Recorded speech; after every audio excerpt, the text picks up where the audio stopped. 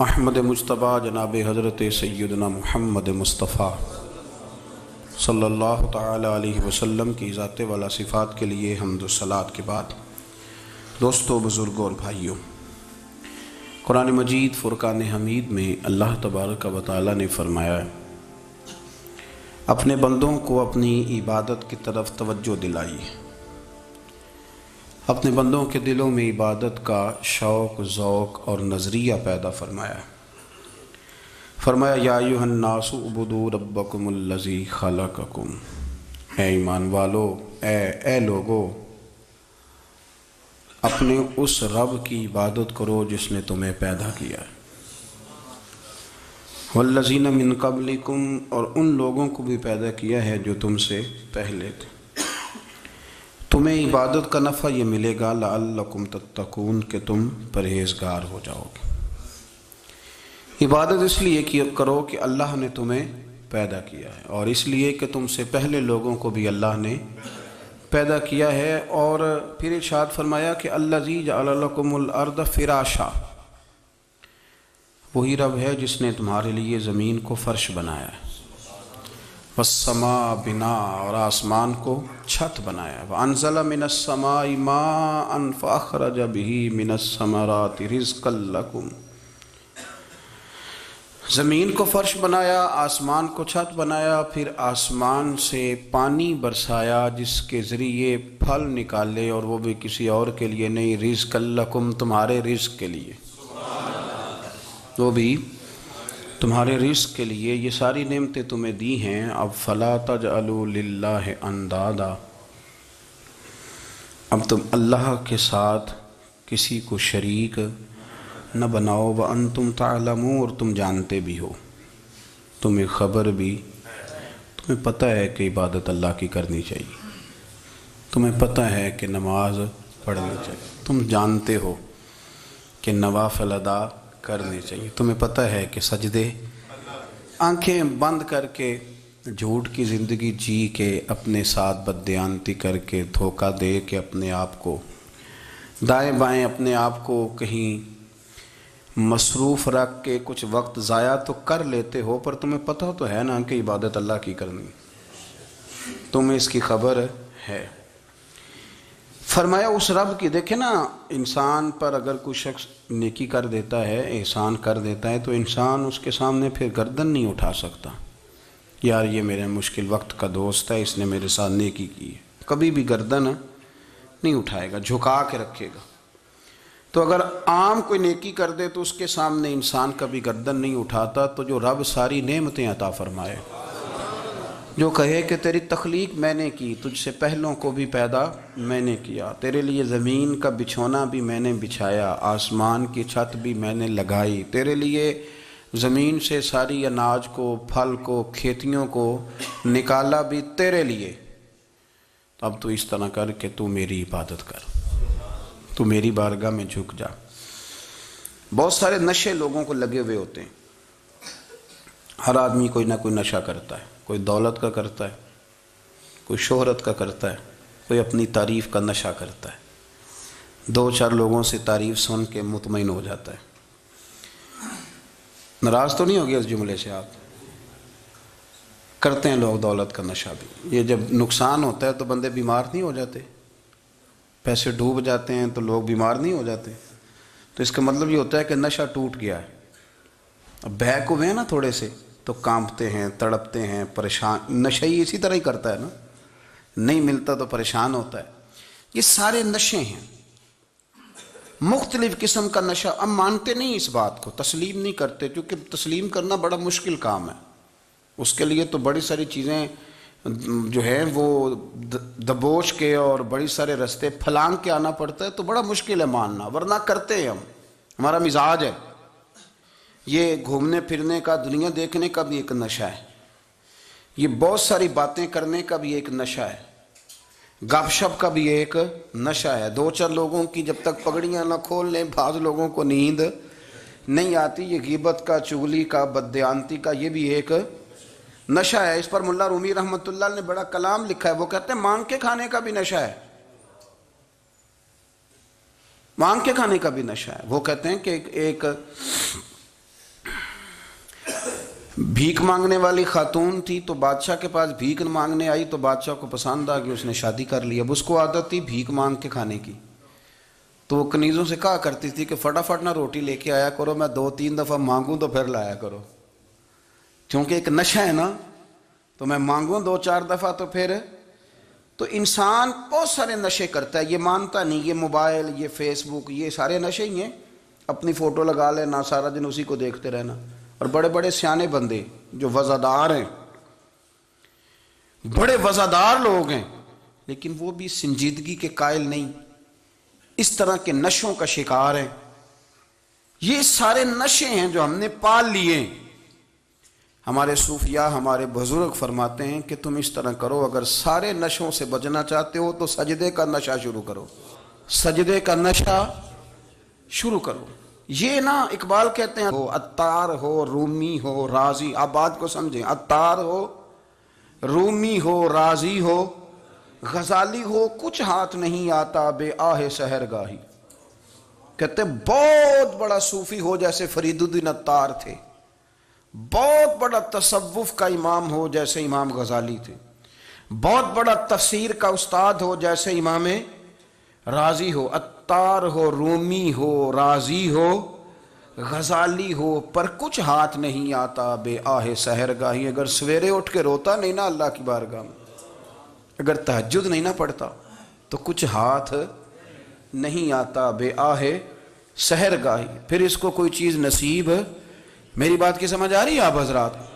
جب تک آپ سویرے نہیں اٹھتے، آپ اللہ اللہ نہیں کرتے، آپ کو نوافل کا چسکا نہیں، عبادت کا مزہ نہیں، فرمایا میری عبادت کرو، یہ شوق پیدا کرو، میں نے تمہیں پیدا کیا ہے۔ ہم لوگوں کے نشے ہیں، مختلف نشے ہیں، بڑا عجیب رنگ ہے۔ محفل کی صدارت کرنے والے بڑے پیر صاحب، بڑے القابات، اوہو، بیچ میں سے بندہ تلاش کرنے سے بھی نہیں مل رہا، اتنے بڑے لقب ہیں اس کے، لیکن وہ سج سنور کے 2.5 گھنٹے بیٹھا رہا محفل میں، اور نماز کا وقت آیا تو اس نے مختصر سی پڑھی، وہ نکل گیا، ہلکے سے سجدے کیے۔ او اتنا بڑا عشق رسول، نعت خواں، او ہو کیا بات ہے، اور عشق رسول کا بہت بڑا پیغامبر، بہت بڑا مبلغ، اور بیچارہ سمجھ ہی نہیں سکا کہ اللہ کے رسول نے فرمایا تو نماز پڑھ میری آنکھیں ٹھنڈی ہو جائیں گی۔ تو یہ نشے کے عادی تو ہیں پر حقیقت کے قائل نہیں ہیں۔ یہ بس ٹھیک ہے، خوابوں کی دنیا میں لوگ زندہ ہیں، پر جن کو یہ جو نشہ تھا نا عبادت کا، یہ میرے رسول پاک کی چاہت ہے، یہ میرے نبی کریم علیہ السلام کی۔ آپ دیکھیں نا حضور مہینوں جا کے غار حرا میں بیٹھتے، کیا وہاں تبلیغ کرتے تھے؟ کوئی کتاب لکھتے تھے؟ رسول کریم علیہ السلام مہینہ رہتے غار حرا میں، کوئی نہ مجھے دیکھے، کوئی نہ مجھے ملے، حضور یہاں کیا ہے؟ فرمایا میں اپنے رب کی عبادت کروں گا۔ نبی کریم علیہ السلام نے سجدوں کے ساتھ پتھروں اور پہاڑوں کو آباد کر دیا، سجدوں کے ساتھ۔ آپ کا سجدہ آپ کو بہت ساری چیزوں سے چھڑا لیتا ہے، یہ بہت ساری جگہوں سے جھکنے سے بچا لیتا ہے۔ صوفیاء، اولیاء یہ کیا کرتے تھے؟ یہ سجدے کا ذوق ہی تو پیدا کرتے تھے، سجدے کا ذوق۔ شاہ عبدالعزیز دباغ رحمۃ اللہ تعالی علیہ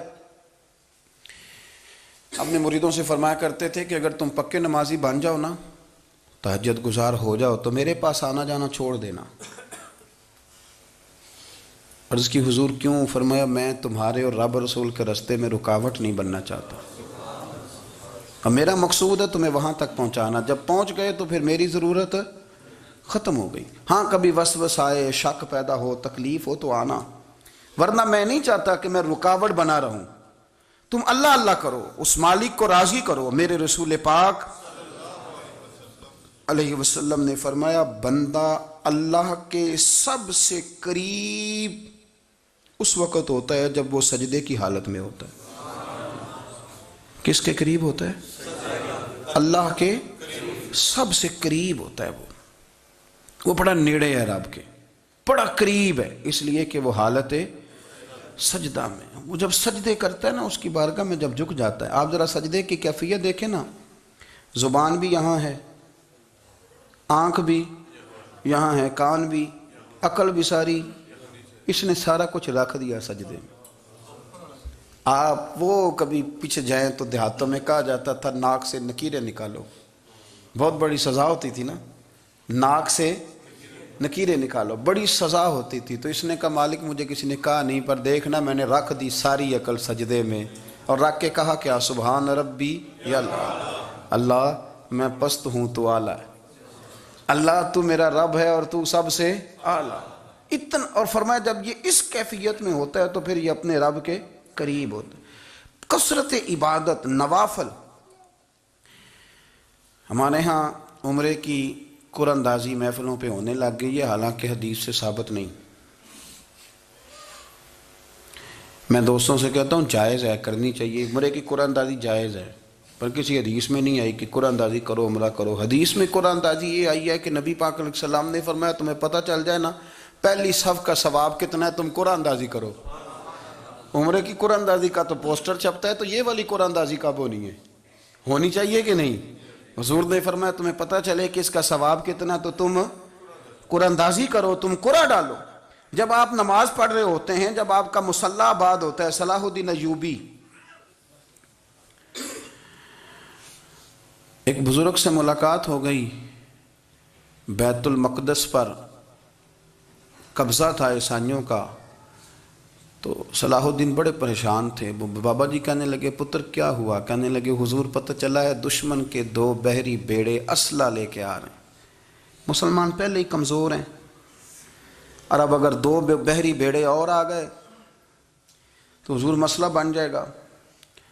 تو میں پریشان ہوں کہ کس طرح یہ کم مسئلے والی ہماری فوج ہے کیسے مقابلہ کرے گی۔ تو بابا جی کہنے لگے پتر اس طرح کرنا، آج رات تو بھی دعا کرنا اور میں بھی کروں گا، تو بھی دعا کرنا، آپ ناراض نہ ہونا، ہم تو پیروں والے ہیں، ہم تو پیروں کے نوکر غلام ہیں، ہمارا تو گزارا ہی نہیں، ہمیں تو ملتا ہے سارا کچھ وہاں سے۔ پر میرا سوال یہ ہے کہ تعویذ لینے جاتے ہو نفل کیوں نہیں پڑھتے؟ رات اللہ اللہ کیوں نہیں کرتے؟ یہ بھی تو ہمارے بزرگوں کا ہی طریقہ ہے، انہوں نے تو ہمیں سکھایا ہے۔ صلاح الدین ایوبی سے بزرگوں نے کہا کہ رات آج نا اللہ اللہ کرنا، تو میں تیرے لیے دعا کروں گا، تو بھی دعا کرنا۔ تو بندہ جب دکھی ہوتا ہے تو سجدہ کرتا ہے، تو پھر ہی تو مصلی بھیگ جاتا ہے، پھر ہی تو مزہ آتا ہے۔ سکھی بندہ تو کعبے جا کے نہیں روتا، دکھی تھے، تکلیف تھی، تو سر رکھا سجدے میں تو تڑپ گئے۔ اور وہ بابا جی کہتے ہیں میں مسجد آیا تو صلاح الدین چیخیں مار کے رو رہا تھا اور کہہ رہا تھا مالک میں کوئی اپنی شان کے لیے تو نہیں نہ لڑ رہا، اللہ کو میں کوئی قبضوں کے لیے تو نہیں لڑ رہا، مالک تیرے لیے لڑ رہا ہوں، مجھے بے آبرو نہ کرنا، میری مدد فرمانا۔ کہتے ہیں میں آیا تھا کہ مسجد میں دعا کروں گا، پر صلاح الدین ایوبی کو روتے دیکھا تو میں لوٹ گیا۔ تو سویرے صلاح الدین ملے تو بڑے خوش تھے۔ میں نے کہا پتر کیا ہوا؟ کہنے لگے حضور وہ بحری بیڑے 2 آ رہے تھے نا اسلحہ لے کے، دونوں ڈوب گئے پانی میں ڈوب گئے۔ تو بابا جی کہنے لگے صلاح الدین وہ پانی میں نہیں ڈوبے، وہ تیرے آنسوؤں میں ڈوب گئے، وہ غرق ہو گئے، وہ جو تو نے مصلی بات کیا تو وہ تیرے آنسوؤں میں ڈوب گئے، وہ غرق ہو گئے، وہ تباہ اتنے قیمتی تھے تیرے آنسو کے بہا لے گئے دشمن کے بحری بیڑوں کو۔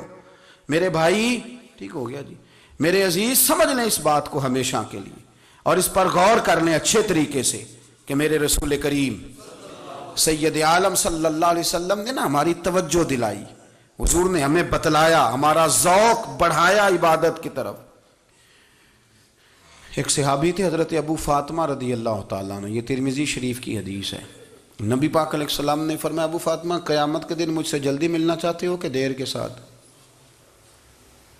تو کہنے لگے حضور کون ہوگا جو دیر سے ملنا چاہے گا، ہم نے تو جان دے دی وعدہ دیدار پر۔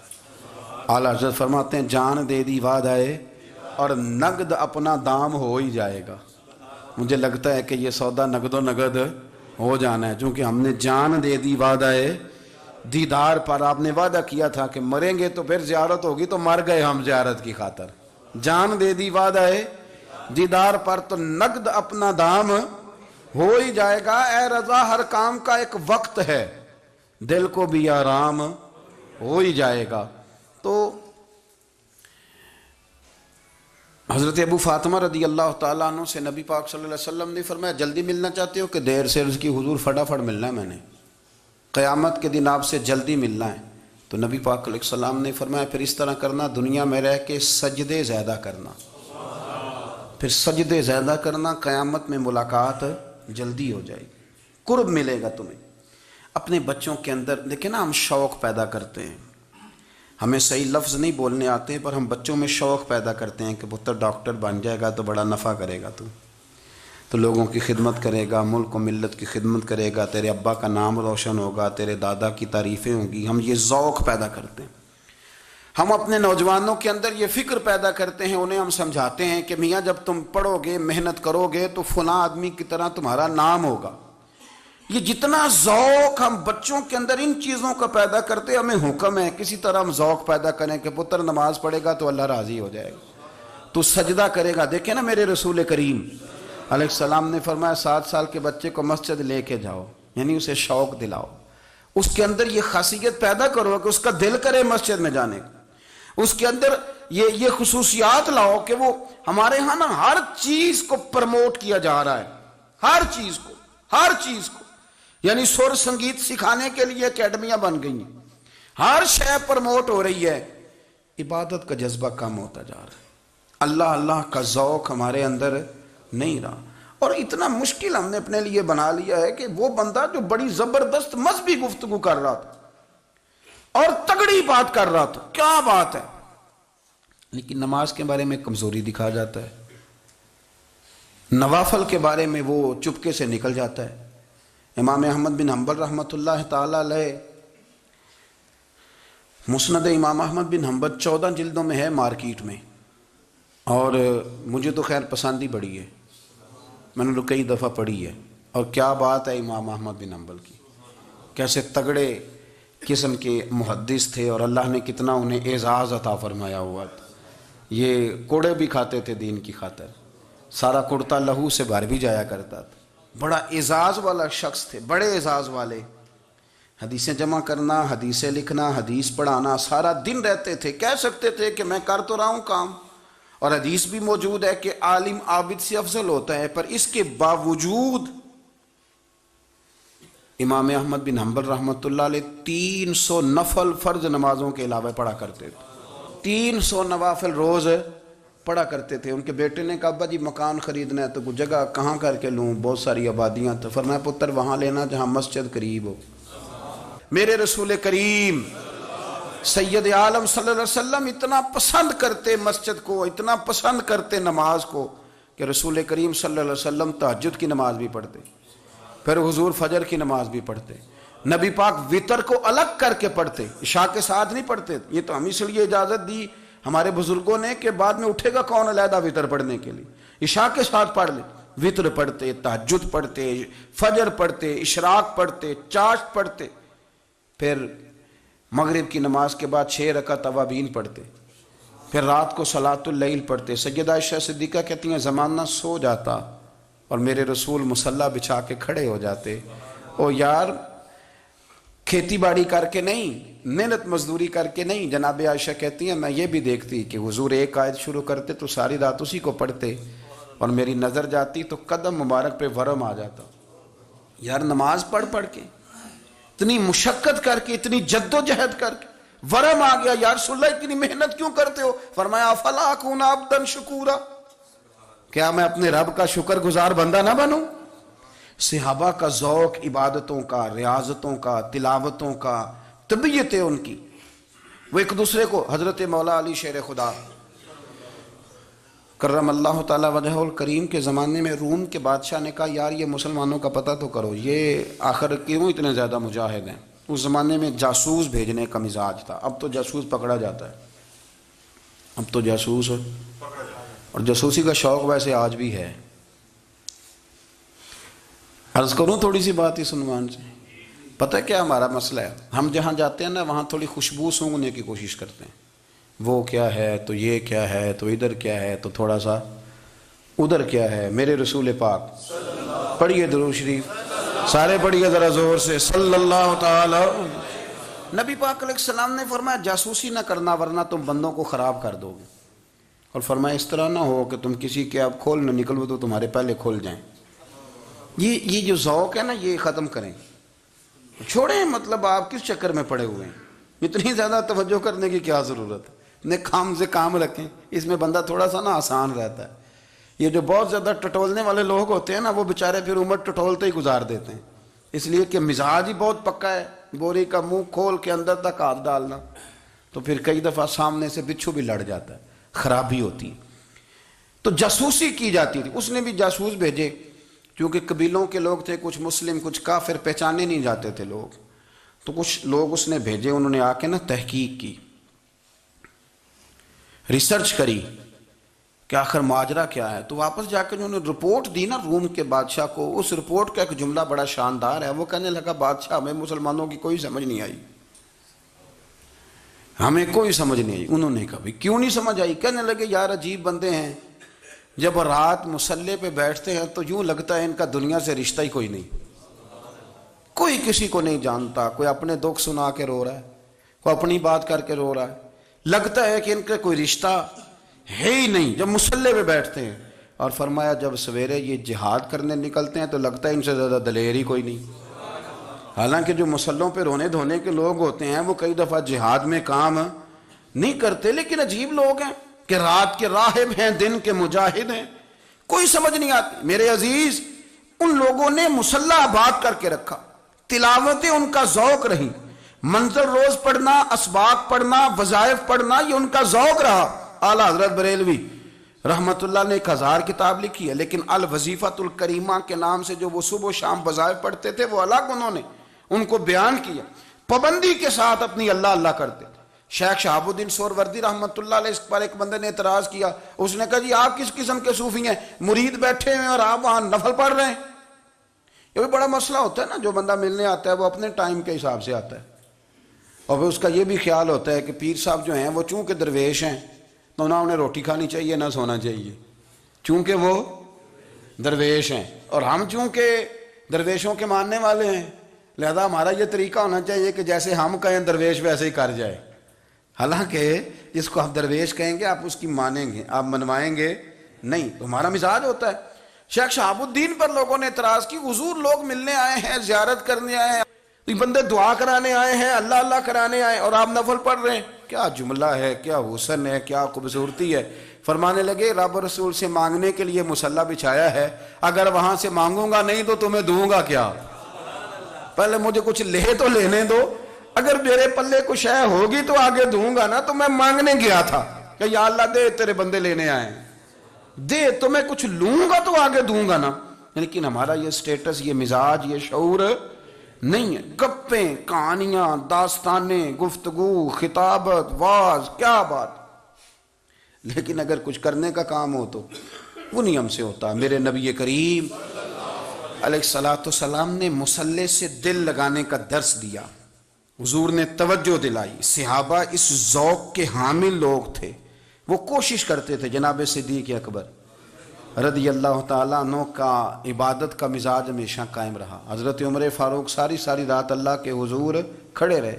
حضرت عثمان غنی رضی اللہ تعالیٰ عنہ عشاء کی نماز پڑھ کے 2 رکعتوں کی نیت باندھتے تھے، 15 سپارے پہلی رکعت میں پڑھ دیتے تھے اور 15 سپارے قرآن مجید کے دوسری رکعت میں پڑھ دیتے تھے۔ آپ نے نا حضرت عمر فاروق کے وصال کے بعد ان کی ایک بیوہ سے نکاح کیا،